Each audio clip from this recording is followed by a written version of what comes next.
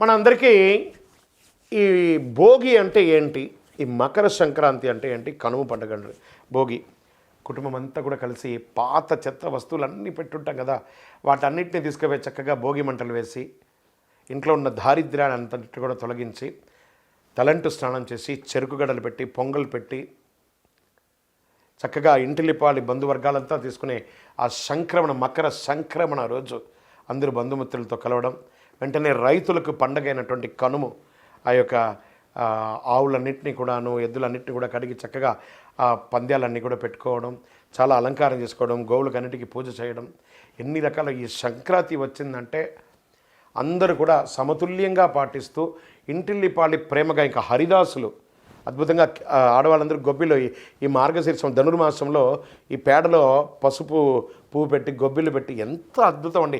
పల్లెటూరులో పోయి చూడాలి, మా బాల్యంలో అంతా దాన్ని చూసేవాళ్ళం. ఇప్పుడు అన్నీ కూడా పట్టణంలో అవన్నీ మిస్ అయింది. కానీ ఇప్పటికీ కొన్ని జిల్లాల్లో తూర్పు గోదావరి, పడమర గోదావరి, కృష్ణా జిల్లాల్లో నేను చూస్తున్నాను.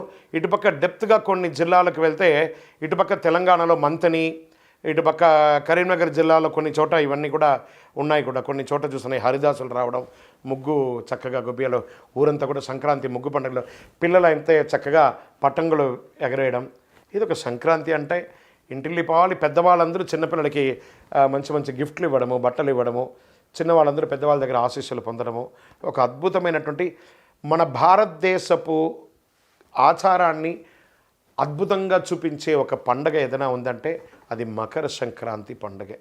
అందరూ కూడా భోగి, మకర సంక్రాంతి, కనుమ శుభాకాంక్షలు, ఆశీర్వాదం. శరణమయ్యప్ప.